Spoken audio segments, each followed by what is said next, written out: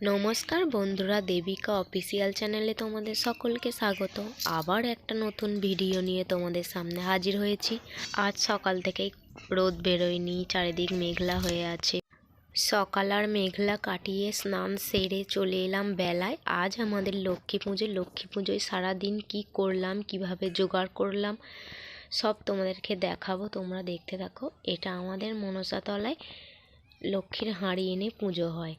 ঘরের ভিতরে পুজো হয় না, এটা খেয়ে পুজো, মানে দুপুরবেলা পুজো।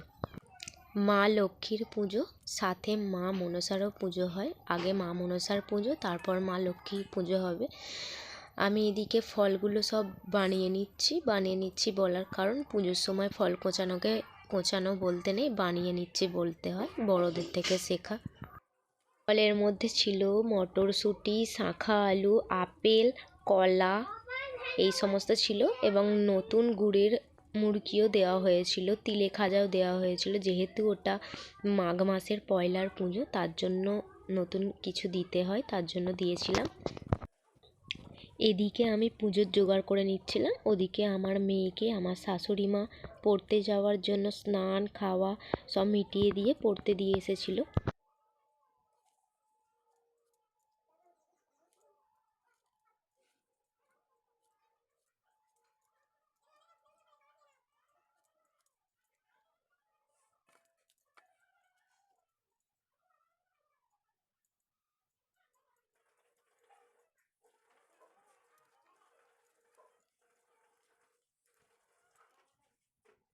ফল বানানো কমপ্লিট হয়ে গেলে বড়িটা উপর করে রেখে ফলগুলো নিয়ে মা মনসার বেদিতে রেখে দিয়েছিলাম, এবং কলা সব কিছু আলাদা আলাদা করে রেখে দিয়েছিলাম। ফল বানিয়ে নেবার পর এখানে আবার ঠাকুরের নৈবেদ্য সাজাচ্ছিলাম। কিভাবে করতে হয় আমার শাশুড়ি মা আমাকে শিখিয়ে দিচ্ছিল, তোমরা দেখতে থাকো। প্রথমে ঠাকুরের ঘটেতে গঙ্গা জল দিয়ে দিয়েছিলাম, সিঁদুরের ফোঁটা দিয়ে দিয়েছিলাম, আম পাতা দিয়ে দিয়েছিলাম, না আম পাতা বলতে আম শাঁখ দিয়ে দিয়েছিলাম, দিতে হয়।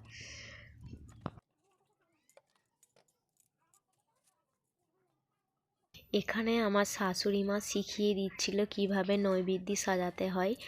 মা মনসার একটা, হরির একটা, লক্ষ্মীনারায়ণের একটা, কিভাবে ভাগ ভাগ করে সেগুলোকে সাজিয়ে রেখে তার পাশে পাশে ফল দিতে হয়, সন্দেশ দিতে হয়, সবই শিখিয়ে দিচ্ছিল।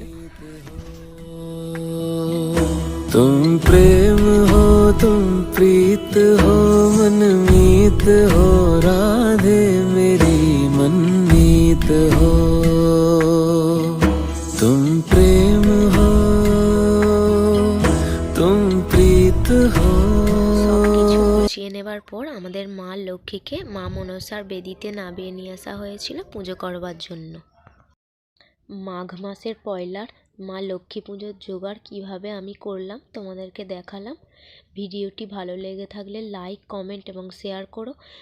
আমাদের পাশে থেকো। আগামীকাল আরও কিছু নতুন ভিডিও নিয়ে তোমাদের সাথে থাকছি। টাটা।